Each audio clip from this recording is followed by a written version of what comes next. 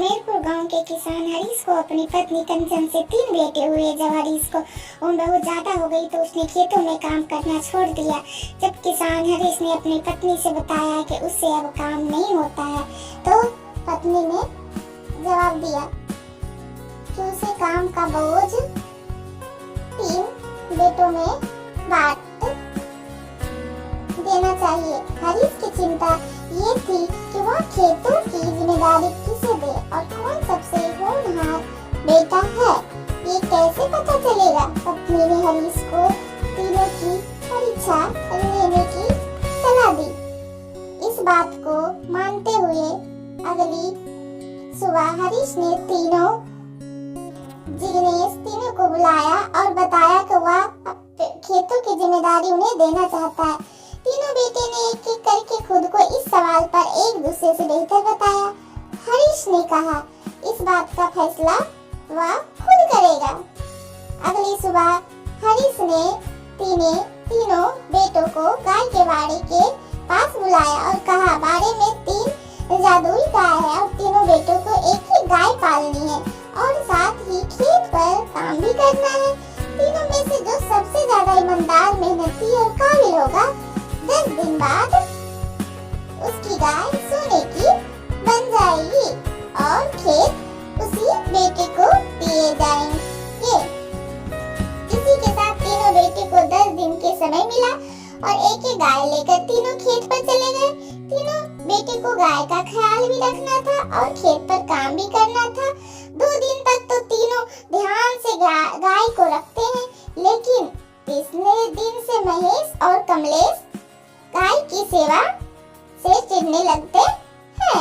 सबसे बड़ा बेटा कमलेश खेत पर काम करने के बजाय से गाय के पास बैठा रहता और चारा खिलाता रहता।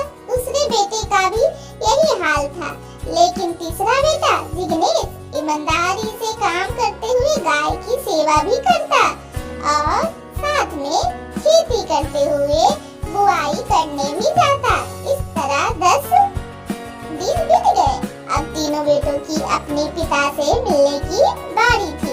कमलेश ने सोचा कि उसने अपना काम ठीक से नहीं किया, इसलिए जमीन उसे नहीं मिलेगी और न ही पिता के कहे अनुसार गाय सोने की बनी थी। ऐसे में उसने गाय को सुनहरे रंग से रंग दिया ताकि ऐसा लगे कि उसकी गाय सोने की हो गई है। महेश ने भी डर के मारे यही तरीका अपनाते हुए सुनहरा रंग गाय पर चढ़ा दिया। कमलेश और महेश की गाय देखकर पिता कमलेश हैरान रह गया और इसी समय जिग्नेश मौके पर पहुंचा, लेकिन उसकी गाय तो पहले तरह ही सफेद थी। छोटे बेटे ने माफी मांगी कि वह पिता की कसौटी पर खरा नहीं उतर सका और कहीं उसने गाय की सेवा के साथ दूध बेचकर कुछ पैसे जमा किए और उसने पैसे पिता को देने के लिए हाथ आगे बढ़ाया। बाकी दोनों बेटे ने पूछा कि शर्त के मुताबिक जादुई गाय तो उनके पास है, तो बूढ़े किसान ने कहा कि यह कोई जादुई गाय नहीं है और ना ही सोने की बन सकती है। ये तो सिर्फ परीक्षा लेने के लिए बेटे से बोली गई बात थी।